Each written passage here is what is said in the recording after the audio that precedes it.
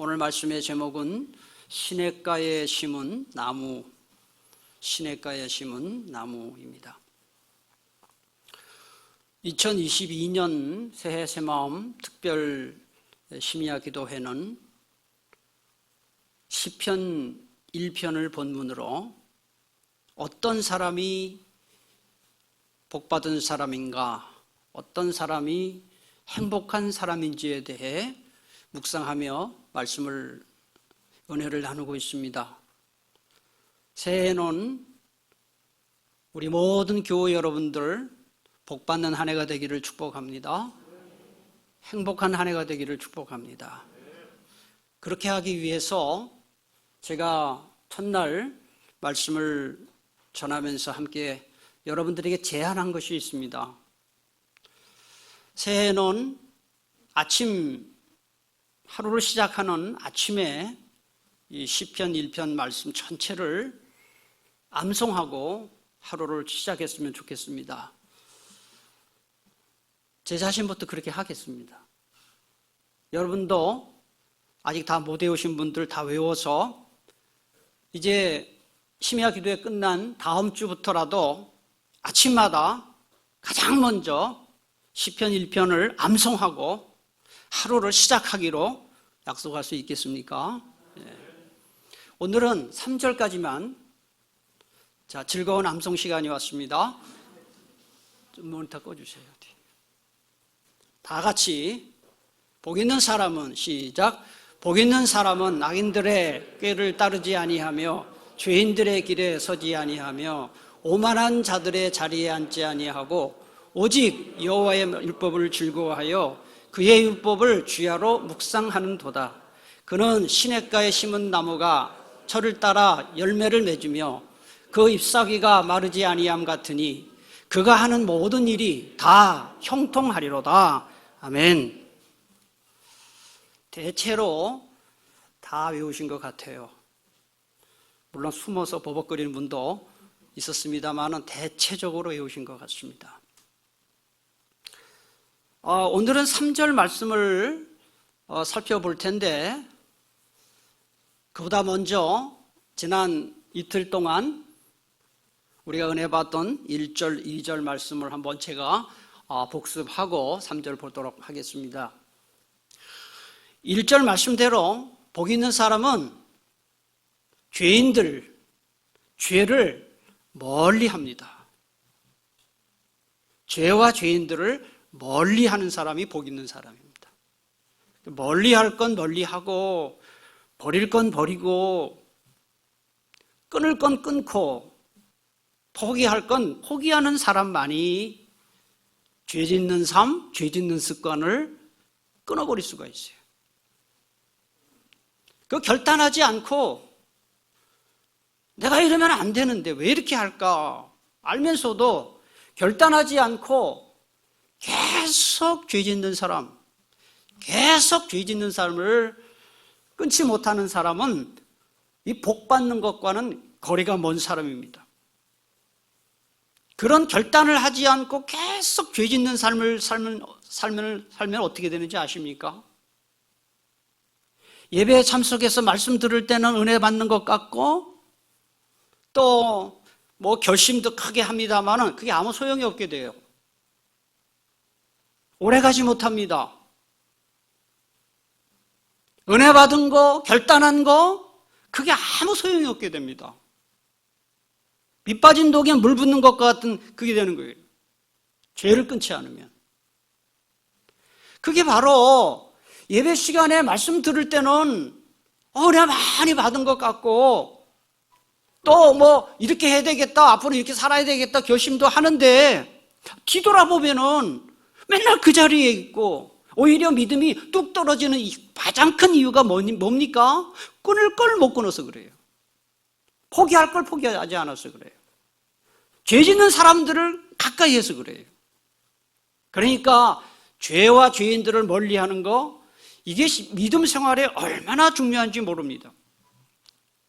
이제 제발 이런 헛수고 그만하고 올해는 우리 모두 독수리 날개치며 하늘로 올라감 같이 날마다 조금씩이라도 우리의 믿음이 성장할 수 있게 되기를 축복합니다. 그 다음에 2절 말씀대로 복 있는 사람은 하나님의 말씀을 즐거워하며 주야로 묵상합니다.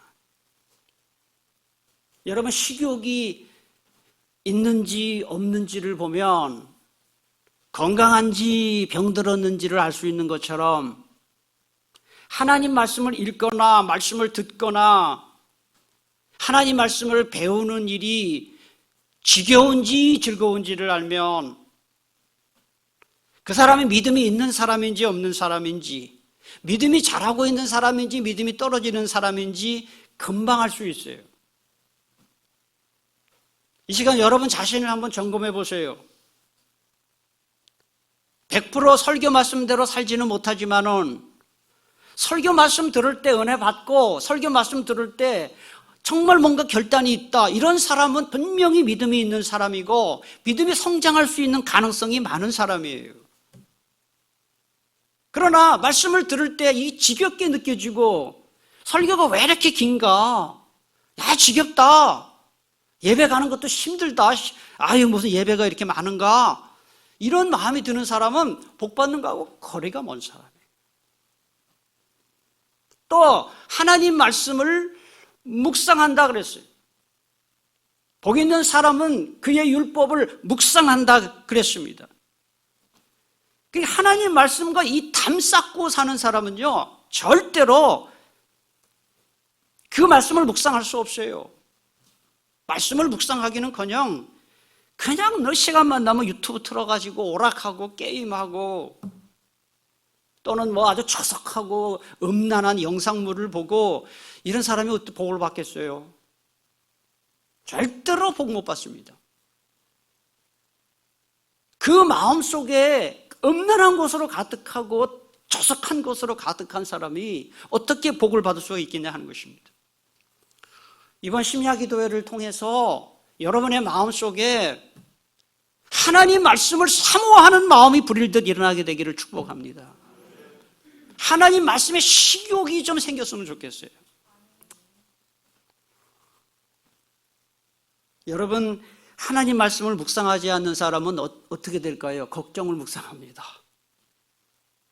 말씀을 묵상하지 않는 사람은 반드시 걱정을 묵상합니다. 왜냐하면 우리 마음은 빈 상태로 있을 수 없어요. 인간의 마음은 절대 진공 상태로 있을 수가 없어요. 뭔가로 채워지게 돼 있어요. 그런데 하나님 말씀이 자리 잡지 않은 그곳에 가장 먼저 들어가는 마음이 어떤 마음이냐? 걱정이에요, 걱정. 요즘 여러분의 마음속에 혹시 걱정과 두려움과 불안으로 가득한 혹시 사람 있나요? 이 걱정과 불안과 두려움을 물리치는 비결은 간단합니다. 말씀 충만하시기 바랍니다. 하나님 말씀을 계속 읽으세요. 걱정이 될 때마다. 그리고 말씀을 읽다가 특별히 은혜 받은 말씀이 있을 때 그 말씀을 묵상을 하세요. 묵상을. 어제 우리 김 목사님을 통해서 2절 말씀, 여호와의 말씀을 즐거워하여 그의 율법을 묵상한다 말씀을 살펴보았는데, 묵상이라는 게 그렇게 어렵지 않아요. 묵상이 뭔지 좀 쉽게 제가 말씀을 드리겠습니다. 묵상한다는 게 무슨 뭐 명상한다는 게 아닙니다. 예를 들어서 1절은 복 있는 사람은 악인들의 길을 따르지 아니하며 죄인들의 길에 서지 아니하며 오만한 자들의 자리에 앉지 아니한다 그랬어요. 아, 복 받은 사람은 자꾸 죄 짓게 만드는 사람을 멀리 하는 거구나, 이제 깨달았잖아요. 그럼 묵상이 뭡니까? 나로 하여금 죄 짓게 만드는 사람이 누굴까 생각하는 거예요. 나는 누구를 따라다 누구 만날 때 자꾸 죄를 짓지? 생각을 하는 거예요. 그리고 내가 어떻게 하면 그 자리에 안 갈 수 있을까? 그 말씀을 계속 곱씹는 거예요. 그게 묵상이에요, 그게. 그래서 묵상을 많이 하는 사람이 결국 순종을 할 수가 있는 것이죠. 그 다음에 2절, 오직 여호와의 말씀을 즐거워하여 그의 율법을 주야로 묵상한다 그랬는데, 아, 맞아. 나도 이제 말씀을 즐거워하고 묵상을 해야 되는데 어떻게 하면 그렇게 할 수 있을까? 그걸 자꾸 생각해 보는 거예요. 아, 그래, 맞아. 날마다 좀 성경을 좀 읽어야 되겠구나.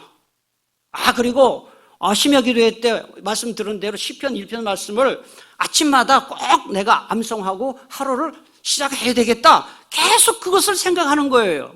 곱씹는 거예요. 그게 묵상이거든요. 계속 묵상하다 보면 그 묵상이 나의 생각을 다 지배하게 되고 결국은 생각이 결국은 행동으로 나가는 거거든요. 그러니까 묵상이라는 것은 자기가 읽은 말씀 중에서 설교 들은 말씀 중에서 가장 은혜 받은 말씀 한마디 또는 한 단어라도 계속 생각하는 거예요. 마음속에 머릿속에 계속 생각하는 거예요. 저는 강단에 설 때마다 강단에 서서 한 30분 또는 20분 또 길 때는 40분 설교를 하는데 거의 설교할 때 원고를 보지 않을 수 있는 이유는 하나밖에 없어요. 하루 종일 또는 이틀 동안 또는 주일날은 일주일 내내 그 말씀을 묵상하거든요. 그러니까 그 말씀이 내 마음속에 다 새겨지는 거예요. 그러니까 거의 내용을 숙지하고 오기 때문에 그 말씀이 제 사상을 지배하고 머리를 지배하기 때문에 그냥 자유롭게 쏟아낼 수가 있는 거죠. 여러분들이 오늘도 말씀 듣는 중에 내가 이 말씀대로 살아야 되겠다. 이 말씀대로 내가 정말 실천을 해야 되겠다. 이 말씀에 순종해야 되겠다 하는 말씀이 있으면 그 한 단어, 한 구절이라도 내일 하루 종일 그것을 생각하며 살아갈 때 어떻게 죄를 지을 수가 있습니까? 말씀에 지배받는 사람이 어떻게 죄를 지을 수가 있겠어요? 그런 역사가 있게 되기를 축복합니다. 그래서 그렇게 묵상을 계속 하다 보면 걱정이 자꾸 물러가요. 나도 모르게. 두려워했던 마음, 불안한 마음 물러가는 거예요. 지금 설교 듣는 이 시간에까지도 여러분 중에는 마음에 큰 어떤 두려움이 있을 수 있어요. 어떤 불안한, 내일에 대한 불안함, 미래에 대한 어떤 불투명한 미래에 대해서 어떻게 될 것인지. 제가 늘 말씀드리잖아요. 그 불안해하고 걱정한다고 되는 게 아무것도 없잖아요. 그 시간에 말씀 읽고 기도하고. 그래서 여러분들 말씀으로 걱정을 물리치고 불안을 물리치며 사시기를 축복합니다. 오늘은 3절 말씀인데 오늘 3절 말씀은 내용이 무엇입니까? 시냇가 심은 나무가 철을 따라 열매를 맺으며 그 잎사귀가 마르지 아니함 같으니 그가 하는 모든 일이 다 형통한다 그랬어요. 시냇가에 심은 나무와 같다 그랬어요. 그는 시냇가에 심은 나무와 같다 그랬어요. 그가 누구예요? 1절에 나오는 복 있는 사람, 2절에 나오는 말씀 충만한 사람을 가리키는 거예요. 시냇가에 심은 나무와 같다 그랬어요. 성경에 보면은 사람을 자주 나무에 비유를 합니다. 예레미야 17장 5절 이하에서는 이스라엘을 포도나무에 비유를 했어요. 또 시편 92편에 보면은 의인을 감람나무, 백향목으로 비유를 했어요.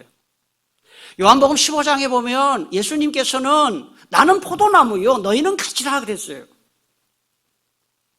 너희가 나에게 붙어 있으면 많은 열매를 맺을 것이고 붙지 아니하면 시들어버린다, 끊어버린다 그랬어요. 그래서 오늘 본문에 보면 시냇가에 심은 나무라는 표현이 나오는데 여기서 심는다는 말이 나와요. 시냇가에 심은, 우리 한글 성경에 보면 그냥 심는다라는 말로 되어 있지만은 히브리 원문 성경에 보면 이건 수동태로 되어 있어요. 심겨진다. 조금 어려운 말로 문법적으로 볼 때 신적 수동태라고 되어 있어요. 이게 뭐예요? 하나님께서 어떤 일을 하실 때 그것을 수동태로 표현을 하거든요. 그러니까 시냇가에 심은 나무라는 정확한 표현을 굳이 한다면 하나님께서 시냇가로 옮겨진 나무라는 뜻이에요. 여러분, 시편 1편의 배경이 되는 그 땅은 팔레스타인 지역이거든요. 그 팔레스타인 땅은 강수량이 매우 적습니다. 그래서 나무들이 자라기 아주 좋지 않은 땅이에요. 나무가 잘 자랄 수 있는지 자랄 수 없는지를 결정짓는 변수가 무엇이냐? 위치입니다. 위치. 물이 있는 곳에 있느냐, 물이 없는 곳에 있느냐에 따라서 물이 없는 곳에 있는 나무는 자랄 수가 없고, 물이 늘 풍성하게 흐를 수 있는 곳에 심겨진 나무는 잘 자랄 수밖에 없는 거예요. 오늘 3절에 이 나무는 물이 없는 곳에 심겨져 있던 나무를 하나님께서 끊임없이 물이 흐르는 시냇물가로 그 나무를 옮겨 심었는데, 그 하나님이 옮겨 심은 그 나무가 바로 복 있는 사람이고 구원받은 우리다, 이런 뜻이에요. 우리의 원래의 상태는 물 없는 곳에 심겨진 나무였어요. 근데 하나님께서 시냇물, 시냇가로 우리를 옮긴 거예요. 그걸 구원받았다, 그렇게 하는 거죠. 자, 여러분 성경 본문 잘 접어두시고요. 성경 구절 한 군데 다른 데 찾아보겠습니다. 예레미야 17장, 오늘 본문 비슷한 말씀입니다. 예레미야 17장 5절부터 8절까지 한번 찾아보세요.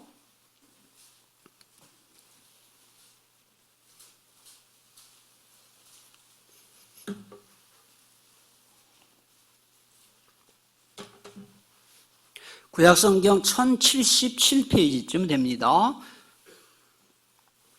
예레미야 17장 5절부터 8절까지 교독하겠습니다. 여호와께서 이와 같이 말씀하시니라. 무릇 사람을 믿으며 육신으로 그의 힘을 삼고 마음이 여호와께서 떠난 그 사람은 저주를 받을 것이라.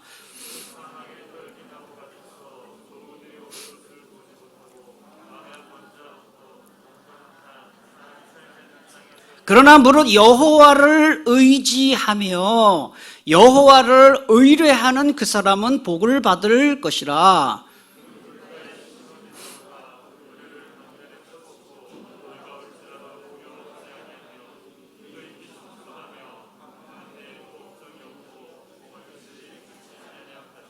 아멘. 7절, 8절 보니까 여호와를 의지하며 여호와를 의뢰하는 사람은 복을 받는데 어떤 복을 받느냐? 8절에 보니까 물가에 심어진 나무라 그랬어요.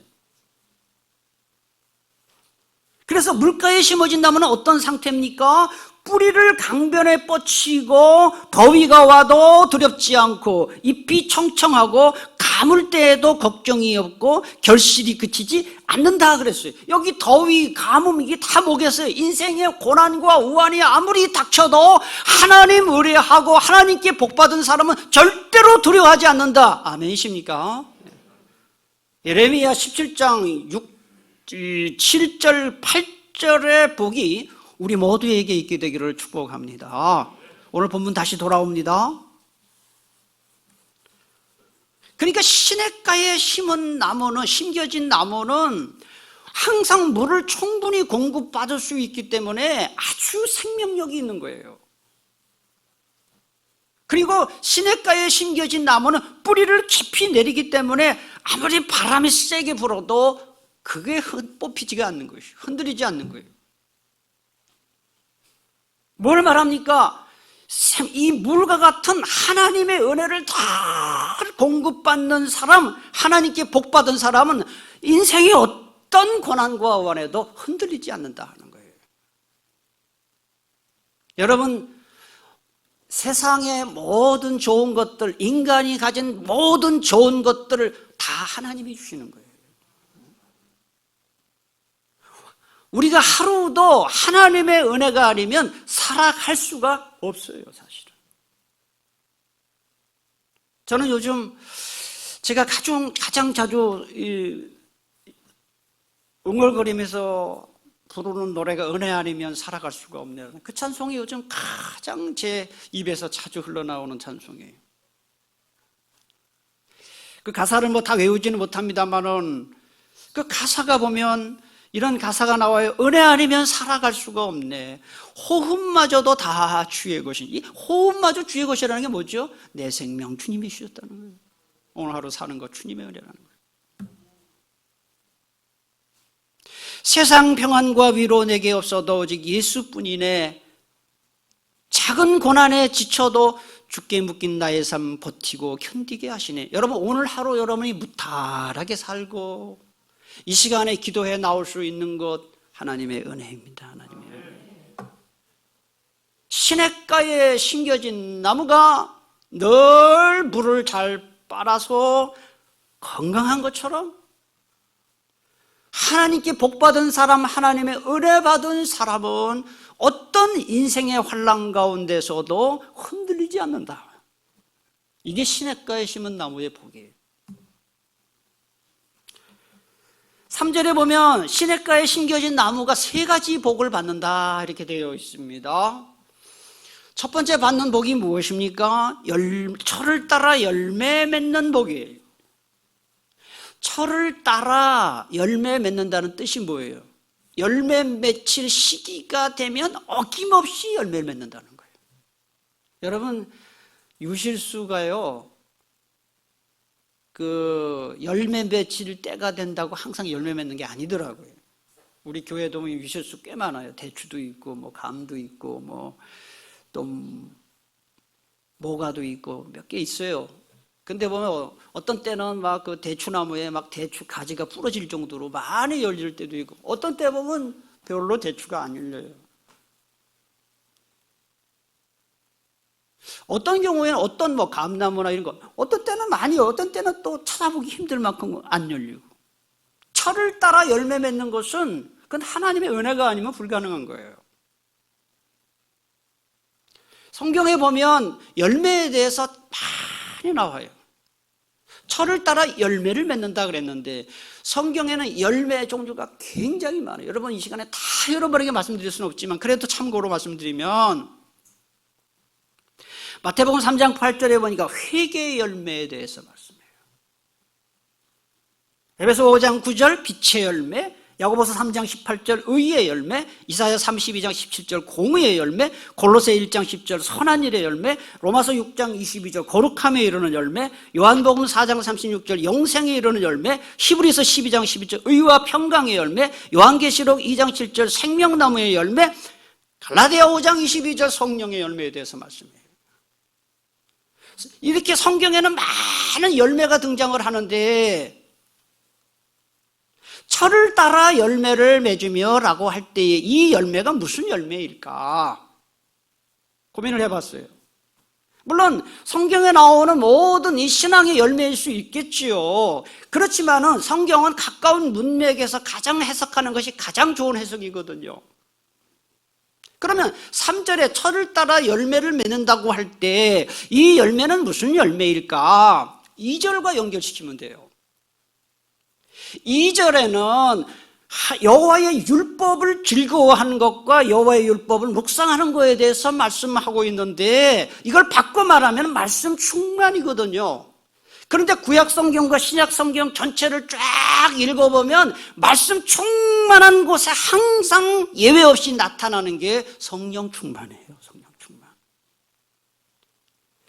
그러니까 철을 따라 열매를 맺는다는 것은, 이것은 말씀을 즐거워하고 말씀을 묵상하는 자에게는 반드시 그 삶에서 성령 충만의 열매가 나타난다. 아멘이십니까? 네. 여러분, 시멘트 바닥에 불을 던져봐야 불만 꺼집니다. 그러나 여러분, 연료 탱크에다가 불을 던져보세요. 불이 확 일어나겠지요? 불이 일어나는 정도가 아마 폭발도 할 수 있을 거예요. 똑같은 말씀이 강단에서 선포된다 할지라도 성령 충만한 사람이 그 말씀을 받으면 폭발이 일어나요. 그러나 성령 충만 받지 못한 사람은 말씀을 아무리 들어도 아무 열매가 나타나지 않아요. 성령 충만한 사람은 기도할 때 기도하는 것마다 응답을 받게 되는 것이죠. 2022년 새해 여러분, 말씀 충만하여 성령 충만 받고 성령 충만 받아서 기도 충만, 은혜 충만, 감사 충만할 수 있게 되기를 축복합니다. 그 다음에 시냇가에 심겨진 나무는 둘째로 잎사귀가 마르지 않는다 그랬어요. 잎사귀는 열매와 함께 나무의 생명력을 상징하는 거예요. 바꿔 말하면 잎사귀 상태를 보면 그 나무가 건강한지 않은지를 금방 알 수 있어요. 잎사귀가 파랗고 싱싱하면 그 나무가 건강한 거예요. 근데 잎사귀가 노랗고 시들시들 말라버리면 그 나무는 지금 죽는 거예요. 우리 지금 주차장 담벼락 두 개 나무 2개 정도 옮겨 심었는데, 제가 나무 옮겨 심은 다음에 매일 가서 첫 본 게 뭐냐면 이파리 색깔을 봤어요. 그게 아니라 다를까 2개가 누르누리하고 바뀌더라고요. 죽었구나. 죽었어요. 그러니까 이 잎사귀가 마르지 아니한다 하는 것은 무엇을 말합니까? 건강하다. 요한계시록 22장 2절에 보니까 천국에 대해서 이렇게 묘사합니다. 강 좌우에 생명나무가 있어 12가지 열매를 맺되 달마다 그 열매를 맺고 그 나무 잎사귀들은 만국을 치료하기 위하여 있더라. 잎사귀가 마르지 않는다는 것은 왕성한 생명력과 건강을 말하는 거예요. 그러니까 하나님께 복받은 사람은 생명력 있는 믿음, 건강한 믿음, 견고한 믿음을 가질 수가 있어요. 이런 믿음이 우리에게 있게 되기를 축복합니다. 그게 복받은 사람이. 우리가 보통 서양식 식당을 레스토랑이라고 하는데요, 최초의 레스토랑은 1765년에 블랑제라는 이름을 가진 프랑스 사람이 현재의 프랑스 파리에 있는 루브르 박물관 근처에서 식당을 열면서 시작됐다 그래요. 그런데 그 식당 간판이 뭐냐? 몸이 아픈 사람이 먹으면 회복되는 음식을 파는 곳, 이런 간판을 걸었어요. 쉽게 말하면 힐링 푸드 전문점이죠. 그게 레스토랑의 시작이에요. 그게 뭐냐면 진한 고기 국물에다가 빵가루를 넣고 또는 고기 덩어리 몇 개 넣은 거, 아주 간단한 거였어요. 근데 우리는 말하면 곰국이죠. 거기다가 빵가루 뿌리고 고기 몇 덩어리 넣고 그거를 팔았어요. 주로 어떤 사람들이 와서 먹었느냐? 오랜 여행에 지친 기력이 다 쇠한 사람들이 와서, 그 다음에 몸이 너무너무 아파가지고 음식을 제대로 먹지 못하는 사람들이 와서 그 식당에 와서 음식을 먹고 몸이 회복이 됐다 그래요. 그러니까 레스토랑은 출발이 뭐냐? 아픈 사람을 위해서 음식 파는 거예요. 그게 레스토랑이에요. 그래가지고 이 레스토랑이라는 그 중간에 보면 회복한다는 뜻을 가진 리스토어라는 단어가 들어가 있어요. 영어로 리스토어. 그래서 레스토랑, 물론 프랑스 말을 영어에서 차용을 한 것이지만은 그 근본 의미는 회복한다. 그럼 여러분, 교회가 무엇입니까? 교회는 영적인 레스토랑이에요. 그리고 영적인 레스토랑에서 주 메뉴가 뭐냐? 하나님 말씀이에요, 말씀. 그래서 하나님 말씀을 듣는 자마다, 하나님 말씀을 읽는 자마다, 하나님 말씀을 묵상하는 자마다 죽은 영혼은 살아나고 병든 영혼은 치료받는 거예요. 마음에 상처받은 사람, 육신에 상처받은 사람이 말씀을 듣고 말씀의 은혜 받을 때 치유되는 역사가 나타나는 거예요. 꼭 안수 기도를 하고 치유 기도를 하지 않아도 설교 말씀 듣다가 은혜 받았는데 나도 모르게 병이 낫는 역사가 있는 줄 믿으시기를 바랍니다. 말씀 자체에 그런 능력이 있는 것이죠. 옛날에 조영기 목사님이 그런 간증하는 걸 제가 들어봤어요. 조영기 목사님 여러분 잘 아시잖아요. 그분이 치유 사역을 많이 했어요. 근데 순복음교회가 얼마나 큽니까? 교인이 몇십만 명, 50만 명이라고 하는데 예배 시간에 그 많은 사람들 어떻게 다 안수 기도를 하겠어요? 그러니까 강단에 서서 그냥 기도하고 어떤 때는 안 하고 그냥 말씀을 선포했는데 그 말씀을 듣고 은혜 받은 사람들 중에 안수기도도 안 하고 치유기도도 안 했는데 말씀에 은혜 받던 그 시간에 병이 났다고 간증하는 사람들이 많았다는 거예요. 뭘 말합니까? 말씀은 치유의 능력이 있다 하는 거예요. 레스토랑, 리스토 이게 다 회복이잖아, 회복. 교회만큼 우리의 영혼에 아주 영양가 있는 음식을 제공할 수 있는 것이 교회 말고 어디 있습니까, 세상에. 오늘도 강단에서 선포되는 이 말씀 힘입어서 여러분의 영혼이 치료받고 회복되는 역사가 있기를 축복합니다. 그 다음에 복 있는 사람 마지막 셋째로 형통하는 복을 받습니다. 3절 끝에 보니까 그가 하는 모든 일이 다 형통하리로다 그랬어요. 여러분, 제가 첫 시간에 말씀드렸습니다. 시편 1편에 나오는 복은 세속적인 복이 아니다. 신령한 복이고 영적인 복이다 그랬어요. 그러니까 그가 하는 모든 일이 다 형통한다라는 이 형통은 만사 형통을 말하는 게 아니에요. 이걸 착각하면 안 돼요. 아니, 복받은 사람은 만사 형통한다 그러는데 우리는 만사 형통 안 하잖아요. 만사 불통하잖아요. 아프고 가정이 불화하고 사업도 잘 안 되고 직장도 좀 힘들고 미래도 불투명하고 그게 만사 형통이냐고요. 불통이지. 그런데 왜 3절에는 그가 하는 모든 일이 다 형통하겠다고 이렇게 했습니까? 여러분, 성경은 성경 전체에서 해석을 해야 돼요. 성경은 하나님을 잘 믿으려면 고난이 많다 그랬어요. 의인은 고난이 많다 그랬어요. 경건하게 살고자 하는 자는 핍박을 받는다 그랬어요. 예수 잘 믿으면 병 낫고, 예수 잘 믿으면 부자 되고, 예수 잘 믿으면 대학 쑥 들어가고, 예수 잘 믿으면 애 잘 낳고, 이런 말이 없어요, 성경에. 그건 미신이 미신. 그러면 도대체 이 3절에 나오는 그가 하는 모든 일이 다 형통한다는 게 이게 무슨 얘기예요? 그러면 만사 형통이 아니라고요. 답은 하나님이 함께 하시는 것이 형통입니다. 하나님이 우리와 함께 하는 게 형통이에요. 창세기 39장 2절에 보니까 여호와께서 요셉과 함께 하심으로 그가 형통한 자가 되었다, 이런 표현이 나와요. 창세기 39장 2절의 그 구절이 어떤 상황에서 나온지를 알고 들으셔야 돼요. 여호와께서 요셉과 함께 하심으로 그가 형통한 자가 되었다, 이 구절이 요셉이 이집트의 국무총리가 되었을 때 한 말씀이 아니에요. 아니에요. 17살의 나이에, 지금으로 말하면은 한 고등학교 1학년쯤 된 그 청소년의 그 나이에 형들에게 왕따 당해서 인신매매 당했지요. 외국으로 팔려갔지요. 이집트로 팔려갔습니다. 이집트로 팔려가가지고 바로 왕의 경호대장인 보디발의 집에 노예로 팔려갔어요. 노예로 팔려간 바로 그때 여호와께서 요셉과 함께 하심으로 그가 형통한 자가 되었다, 이 표현이 거기서 나온 거예요. 이게 만사 형통입니까?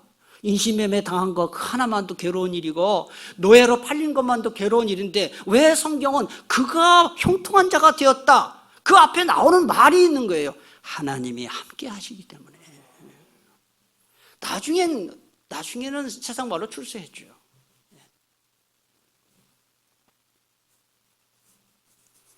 여러분, 하나님이 함께 하시는 게 왜 형통일까요? 그러면 하나님이 함께 하시는 것이 형통이라고 말할 수 있는 이유가 분명히 있습니다. 하나님이 함께 하시면 인생의 어떤 고난과 역경을 당해도 쉽게 낙심하거나 절망하거나 좌절하거나 포기하지 않고 마음의 평안을 누릴 수 있기 때문에 그래요. 그게 형통이에요. 그게 성경이 말하는 형통은 만사가 잘 되는 게 형통이 아니라 만사가 다 꼬여도 마음에 낙심되지 않고 평안을 유지할 수 있는 것, 그게 형통이다. 여러분, 이 세상에 높은 권력을 가진 사람 얼마나 많아요? 예? 명예를 가진 사람, 요즘 대통령 되겠다고 난리죠, 난리. 난리도 그런 난리가 어디 있습니까? 예?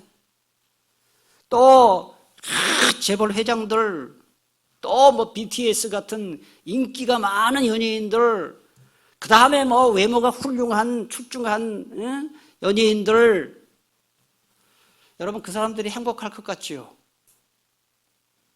부러워요? 저는 전혀 부럽지 않아요. 여러분, 어떤 유명 가수가 그랬어요. 무대에서 노래를 부르고 막 박수 받고, 특히 아이돌 같은 경우는 오빠 그러고 막 그런 소리를 막 들으면은 막 엔돌핀이 막 나오는데, 근데 관객이 다 나가고 남았을 때 그 허무함, 그 못 이긴대요. 그래서 술 먹고 마약하고.